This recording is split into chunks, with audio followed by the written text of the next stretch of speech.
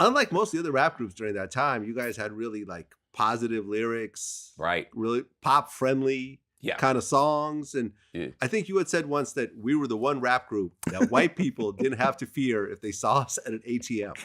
I did say that. I did say that. Well, because, you know, and it was that era too. You know, it was Kid and Play, it was Jazzy Jeff and Fresh Prince.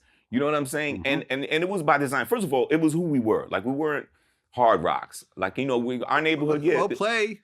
Yeah, Was well, yeah, but robbing by people. then, but by then he had seen the light. Okay, Okay, so I you got didn't stop that. You didn't yeah, I stop got him into GED, everything. I was like, dude, your way ain't working.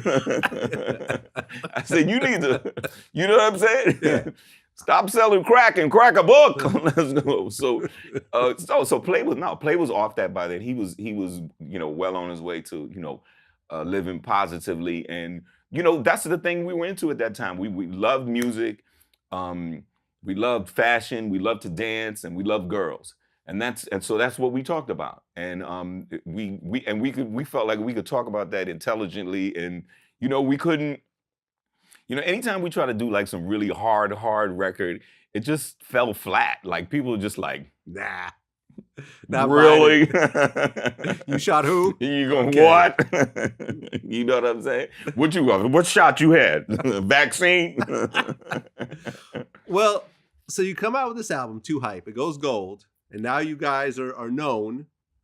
And was it right afterwards when the animated cartoon came out? No, actually, that the animated cartoon came about after House Party came out. Oh, that came later. Yeah, that came later because after House Party, that was the second game changer. Got it. Okay, so let's go ahead and just do this in order then. So after the first album comes out, yeah, House Party the movie comes together. Right, it comes together.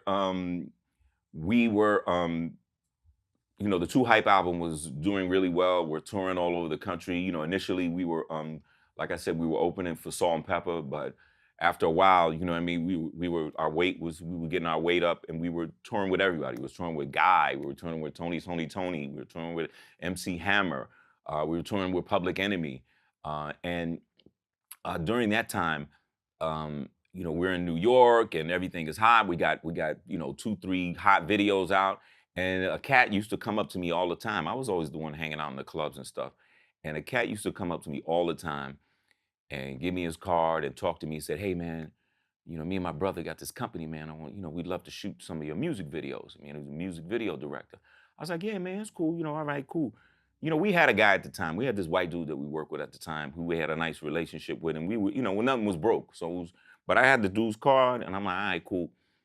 And then another time he comes to me and says, "Hey, man, I got a movie script. I wrote a movie script that I want you and Play to consider." And come to find out, this is Reggie Hudlin, the producer, director, writer of House Party, you know, along with his brother, Warrington. So they back in those days, it was usually my job to read stuff for the crew. You know what I mean? Like if it was a script or something, proposal or something like that, yo, let Kid read it. You know what I mean? I had it. That's what my college degree was worth. So yeah, let Kid read it, and then I break it down to them and break it down what's going on. So they gave me the script for House Party, and I read it. And I had read a few different movie scripts that they had people had put forth for us, and none of them had really grabbed me at all. They were just corny. And obviously, like I told you, we thought we was the shit, so we just like, we ain't doing no corny shit. But I read House Party, and I remember thinking to myself, I was like, you know what? I was like, it's like 70% there. And that's what I told Play, and that's what I told Herbie Lovebug. I said, you know what? It's like 70% there. It's like the best thing I've ever read that had been submitted to us. And I said, I think we can get it the rest of the way. I think if they let us do our thing and bring, you know, some hip hop credibility to it, you know, whatever we could bring musically, lyrically, style-wise, culturally, that we could get it there. And so I told them that. So that's when we went down. Reggie and them had us come down to New Line Cinema, and we, you know, they kind of interviewed us. You know, they had us, Play and I, read some scenes and then do like some improv to check the chemistry. And I remember thinking that day when we met with, you know, these stuffy white folks and stuff. You know what I mean? I don't think they realized what they was getting.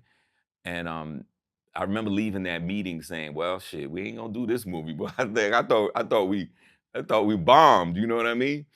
But what happened was we left their office and we were right there on 14th Street in the city.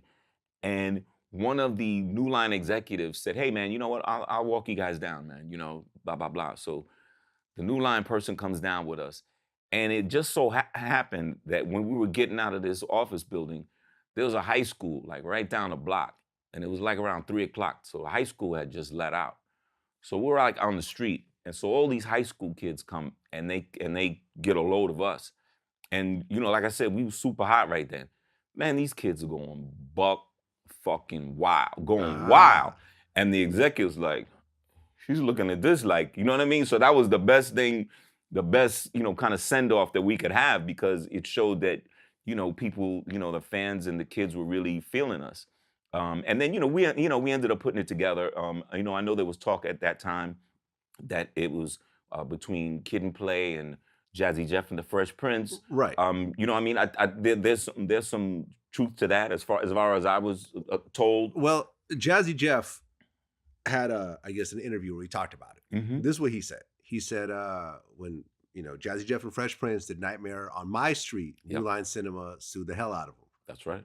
But they liked the record and they thought that the two of them were talented from Parents Just Don't Understand.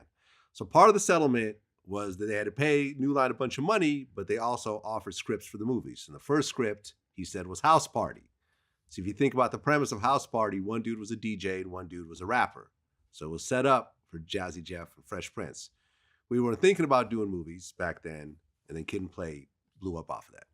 That was Jazzy Jeff's version of that story. Yeah, no, and I love Jazzy. No, that sounds very accurate. I mean, like I said, we knew that there was beef between New Line and Jeff and them behind that song, and so it came out in kind of different ways. You know, if they passed on it or they were just like, we don't want to fuck with you, New Line, because we're in litigation, you know, or we just went through something with y'all. So, but look, those things have a way of happening. Like, you know what I mean? Like if they passed on that and we got it, that was amazing, you know.